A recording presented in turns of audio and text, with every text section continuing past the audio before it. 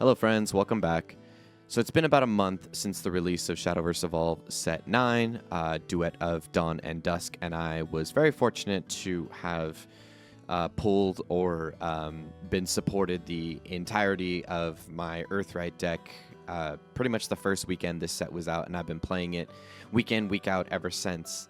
I think everybody knows at this point that this set is kind of figured out and broken down to a science, so the list I'm going to talk maybe not so much about in this video isn't surprising. It shouldn't surprise you all that much. But I do want to talk about what it's been like to pilot this deck because it's been very, very different for me. I was very much looking forward to Kuan Runecraft, learning Spell Chain for a couple sets there. And EarthRite has kind of been a 180 for me.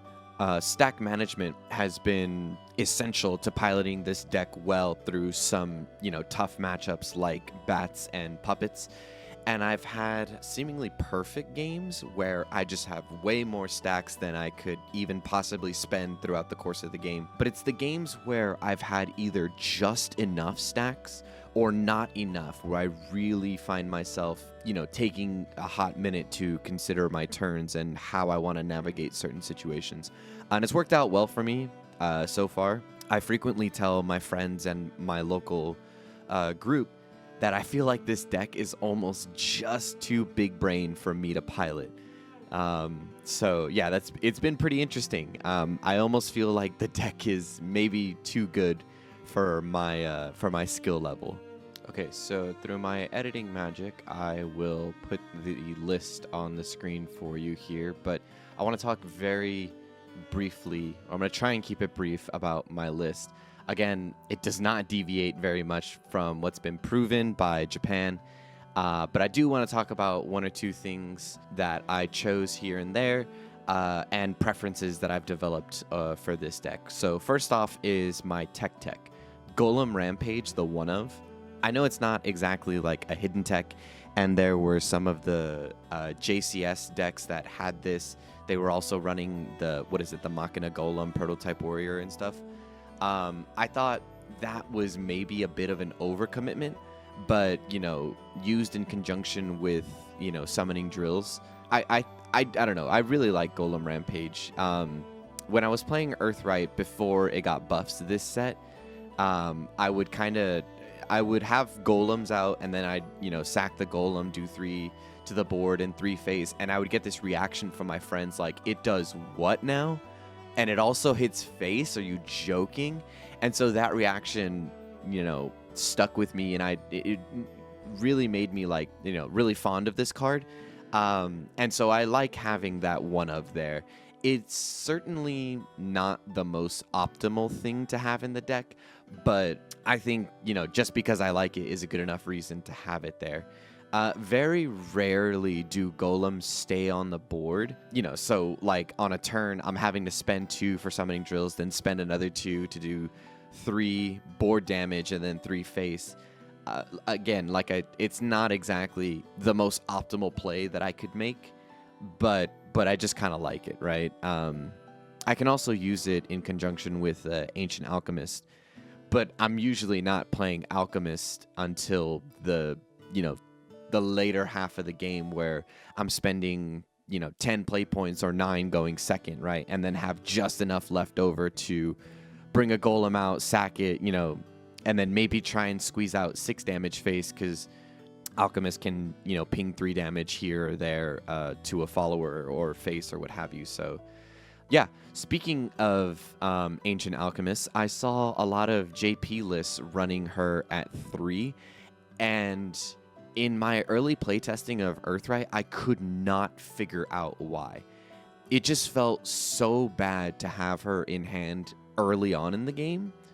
Sure, like I've heard the argument of she's got kind of an annoying stat line to deal with early game, so you could play her at 3, on turn 3, and then just kind of leave her up, pay her EarthRite, and then do the thing the next turn. My problem with that is I feel like there's so many better plays to make on turn 3 than an Ancient Alchemist, that if that's what you're reduced to, if you can help it, right? So what I did was I dropped her to 2, and I absolutely feel like that's the correct ratio for her, right? Because I only really want to see her to maybe close out games as an option, but I don't know. I'm not the biggest fan of Ancient Alchemist, and I really only see her as like an end game. I don't like doing things over the course of 2 turns. So if I leave Alchemist out and she gets blown up, I essentially wasted my turn 3 when I could have done something else, or I really don't like the idea of doing things over 2 turns, right? So I very much look at Alchemist as a late game play. I was lucky enough to get a play set of the Beastface Mage promos. Shoutouts to Noah, my actual local goat. Straight up, he's just backpacking Shadow vs. Evolve in my area, and it's nice to have. It's nice that he was able to get me a play set of those. And all it took was being in his good graces. So thanks, Noah. We have a whole bunch of usual 1-drop suspects there. I do really, really like having 1-drops, if it's Spell Chain or even in this deck, right? So I love that it's 1-drop heavy. I love having a turn 1 play and progressing my game plans somehow, right? Either off rip or off the mulligan. And I guess that's kind of an interesting thing with this deck, right? There's kind of not a bad hand or a bad situation, right? So the mulligan is a really interesting point of play in this particular deck, because when you're playing Spell Chain, there's definitely some standout things where, you're looking for Trails of Light, you're looking for early, discard draw, if it's Mora, if it's Owl, if it's Penguin or whatever, right? There are things that you're looking for that are obvious better turn 1 plays than something else. But EarthRite, you're very, very spoiled for choice. So, if you pick something up, that's pretty decent, like let's say, I don't know, a Red Hot Ritual, a single Caradwyn, and a couple of 1-drops if it's Gingerbread House or Witch's Cauldron. Do you really feel like you want to mulligan something like that?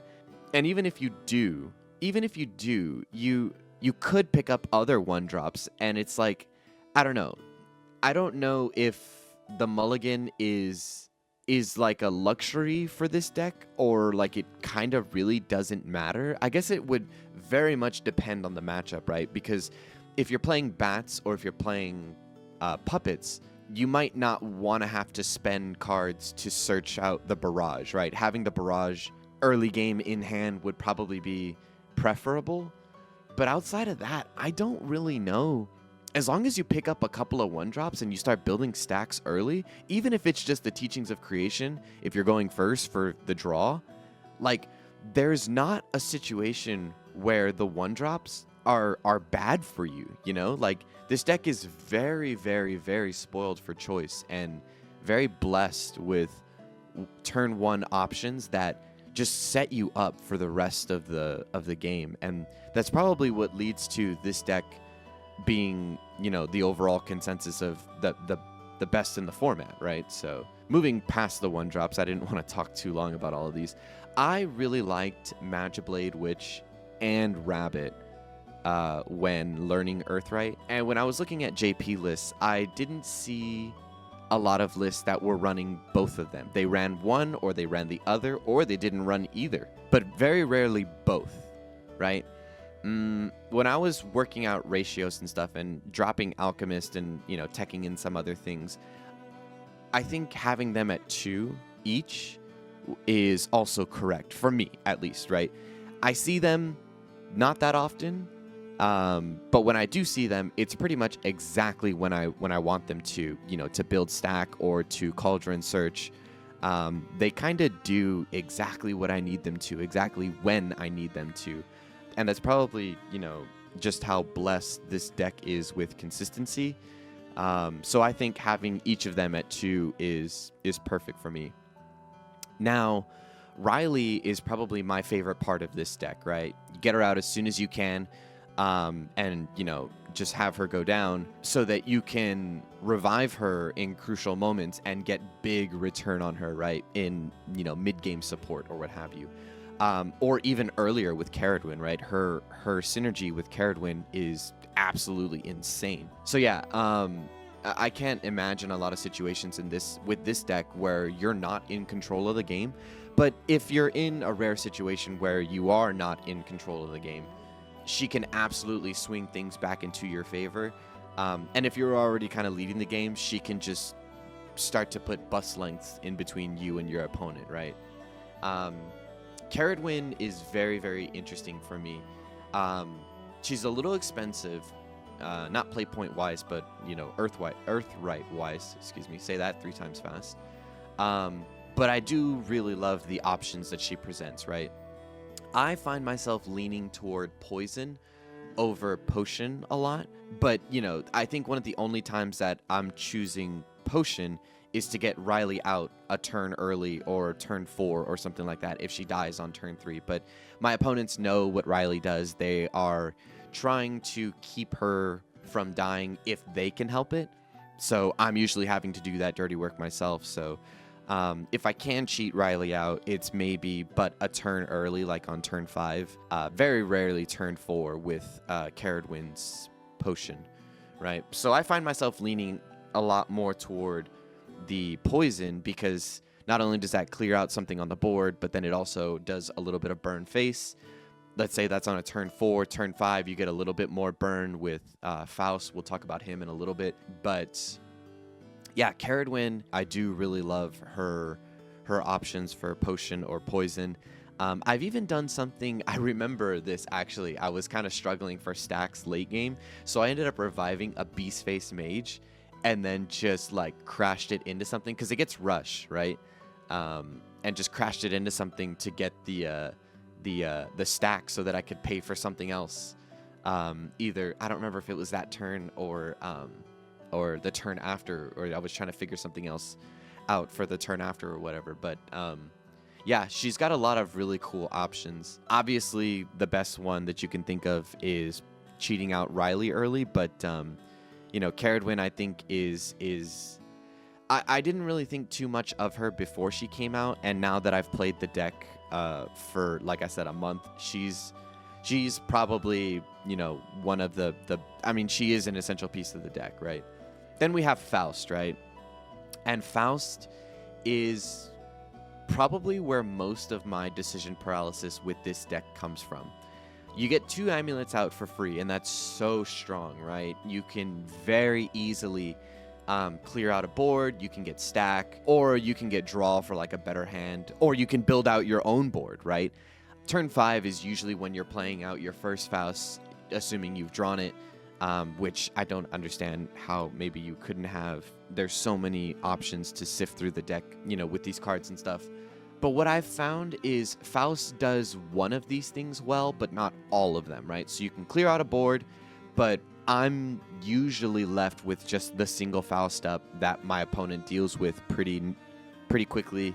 And then, we kind of reset at about turn 5, turn 6, and the game kind of resets, right? You can't really do more than one of those things, which is clearing their board, building your board, or getting an advantage in some way of like stack or draw or whatever. You can't do more than one of those without compromising pretty heavily on them, right? So that's what makes especially my first Faust. What I decide to do with my first Faust is what has me like, I don't know, for lack of a better term, what keeps me up at night, right? Because it's like, what you do with this first one is going to affect what the next one does after that, and the next one does after that. I don't think I ever had to really like consider this hard what I was doing later game with like Spellchain Kuon, but I very much have to consider the future and what my opponent does and the options that they have to make the correct call every time I Faust, right? So that there are amulets for me to search on the second and third Faust, later on in the game, should it go that far, right? It's taken me a little while. Like I said, I've been playing about a month now, but I'm getting to the point where I'm, getting comfortable with my decisions with Faust and recognizing situations and leaving my options open so that I don't, lock myself out of the best potential later on in the game. And then Medusa is a really funny one for me. I remember her being incredibly difficult to pull in set 8. And I wasn't really all that interested in set 8. I didn't buy product for it, I don't think at all. But anyway, I only ended up with 2 base copies of her and a single Evo, right? And I really did mean to buy singles. They were like, I don't know, something painfully stupid, like $8 at one point. And I was like, I'll buy them next week. I'll buy them. And then the secret of this deck got out, and then they shot up to like $40 a pop. And I was like, well, guess I'm just running 2 Medusas. But she's kind of in the same boat as Ancient Alchemist for me, right? I think 2 is the correct ratio to have her at. And this could entirely be me. This could entirely be me gaslighting myself into believing this because I don't want to buy her other singles. But just like Ancient Alchemist, I think she's very expensive. I think it's worth it, right? But because of how expensive she is, I see her as a late game threat to clear out boards, remove options from my opponent, and kind of siphon the life out of the game, right? So for that reason, I think having her at 2 is correct. And I don't really think I want to be evolving her more than once, right? It's been working out for me just fine. I won't say that she hasn't come in clutch, because she has, and she's very good. But yeah, I think this is the correct ratio to have her at. Oh, and also, the fact that she can search out a random 2 or less is pretty nice, right? So, if you're faced with a bat or puppet turn, you can search out something random like Barrage. I don't really, or like for me, searching out Golem's Rampage to prep for, an Alchemist Golem's Rampage turn, late in the game for me is probably what I could see her being used for. Not that I've done that, but yeah. So now I want to talk about the result that this deck got me. In the second week of the set, my shop ran the release tournament, right? And I actually won that event. I went 3-0. I think in areas where there are larger player counts, you do like the Swiss, and then you go into a bracket or top 4 or whatever. We just ran the Swiss. There wasn't enough of us to actually run the top cut bracket part of it. So yeah, I went 3-0 and I won the event. And I remember taking some brief notes on how it went, and I just want to talk you guys through that. In round 1, I played Natural Forest deck, right? And this was, a pretty easy, pretty convincing win. He almost got his Latica combo off on me, but I was kind of just chipping away early game. He wasn't drawing his pieces that make the deck go. And by turn 5, turn 6, I had Faust up, I had Riley up, or I had brought Riley back, and I think I swung for game at like turn 6 or something. But it was really nice to get, a pretty easy win under my belt, because the first week I remember playing this deck on the weekend of the set release. I like completely whiffed with the deck, and I was like, oh man, maybe EarthRite isn't for me, Then in round 2, I played against Vampire, right? Bats. And I was really excited to sit down and play this one. And to be honest, I don't really remember too well how this one went turn by turn wise, but I know that sitting with Artie, my local homie that I played this set against, each of us took like a really long time to think about our turns and stuff, and we actually kind of held up the tournament a little bit, right? He took, I remember a single turn maybe for him, I don't know, close to like 10 minutes. He was really, really torn about, I don't remember if he was trying to play out Vania and evolve Vania, or if it was Old Blood King or something like that, but he took a very long time thinking about what he wanted to do. And that felt pretty good. Like, I remember I took a single photo of the entire event, right? And I'll put it up on the screen now. It's because I had a Faust up and a Riley up that he wanted to clear out my board, but not, like, present me with more options. The Riley was already res, so it would have been banished anyway, but he was trying to, I think he was trying to build his board while clearing mine out, but he couldn't do both, right? And I think he was just taking the 3-face from Riley, because he was very up on what I wanted to do with Riley, right? So I played Riley out turn 3, and he did not kill her, right? He made me do the dirty work, and he was taking 3-face for a couple of turns there, right? And I think that chip was enough to put him in a weird situation where he didn't know if he wanted to clear, if he wanted to heal, if he wanted to build his board. And I also remember early on, he built out a board full of bats, right? He had the little 2-cost Mania, and he built out an entire board of bats. And that was the one time, I won't say the one time, but that was one of the times that Barrage came in super clutch for me. It cleared out his board and stunted his entire momentum, and I really think that was the turn where I took control of the game. Like I said, he didn't want to kill Riley. He was taking chip damage face every turn from her, I think for a couple turns. But yeah, by the end of that one, I was exhausted, right? And I remember I had a little bit of a headache too. But then I had to sit down against Noah in round 3, the local, my local TO, right? And I've played Noah a couple times, and I've gotten pretty close to beating him, but I never have. And he was playing puppets, right? I think if he had played the EarthRite mirror, I don't think he had his deck finished yet, or like foiled out, or UR'd out, or whatever it was. So he sat down with puppets. And this one kind of went the distance too, and I was really interested to see this matchup too, because I know this is probably like a tier 2 deck in this format, and I know it is very good, and it can, you know, catch you by surprise if you're not paying attention. So yeah, Barrage did early work against puppets as well, which I hadn't really considered. I didn't really know the puppet matchup all that well from the previous set. Again, I didn't really play all that much, but it was cool to see that Barrage also did work against the puppets, right? This game was very close. We went the distance, but I ended up, taking it over Noah, and I won the monochrome dance promo, which is pretty cool, right? I've only won a couple of unique promo stuff in Shadowverse Evolve. I remember in the Kuon meta when there was a promo Spinaria, I got second in that tournament. So that hurt, missing out on Spinaria just by that much. I did win very early on when they still gave out mats for release format tournaments. I won the Beauty and the Beast mat playing Hero Sword, but gosh, that was such a long time ago at this point, right? And I think I have like a promo Execution. I don't remember where that came from. Promo like Swordsman, something like that. Anyway, winning that monochrome dance, felt pretty nice.